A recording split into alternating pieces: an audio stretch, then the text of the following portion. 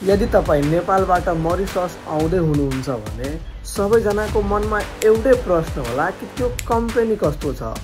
तर सबैको एक्सपेक्टेसन एउटै होला कि कम्पनीमा बेसिक सैलरी कतिको छ, त्यो कम्पनीमा ओभर टाइम चल्छ कि चल्दैन। तर जुन कम्पनीमा तपाईं आउन खोज्दै हुनुहुन्छ तपाईं बुझ्नको लागि कति ट्राई गर्नुभयो। गाह्रो त गाह्रो छ बुझ्नको लागि, तर आजको यस भिडियोमा म तपाईलाई एउटा सानो तरिका सेयर गर्नेवाला छु जुन तरिकाले तपाईं फाइन्ड गर्न सक्नुहुन्छ त्यो कम्पनीको बारेमा इन्फर्मेसन लिन सक्नुहुन्छ, किनकि तपाईको कमेन्ट लट्स अफ आउँछ।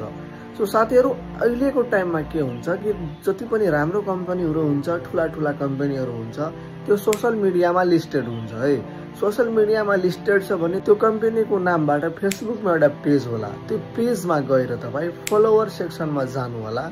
त्यहाँ हाम्रा नेपाली दाजुभाइहरु दिदीबहिनीहरु हुन्छ, तपाई वन बाइ वन सर्च गर्नु, वन बाइ वन हेर्नु, तपाई स्क्रोल गरेर कोही न कोही तपाई नेपाली त्यहाँ भेटाउनु हुन्छ। यदि त्यो कम्पनीमा नेपाली काम गर्दैछ भने उहाँसँग तपाई फ्रेन्ड रिक्वेस्ट पठाएर या मेसेजमा कुरा गरेर तपाई त्यो कम्पनीमा यदि काम गर्दैछ भने तपाई बुझ्न सक्नुहुन्छ त्यो कम्पनीको ओभर टाइम कस्तो चल्दैछ, त्यो कम्पनीको बेसिक सैलरी कस्तो छ, त्यो कम्पनीमा के हुँदैछ के नहुँदैछ, धेरै कुराहरु तपाई बुझ्न सक्नुहुन्छ।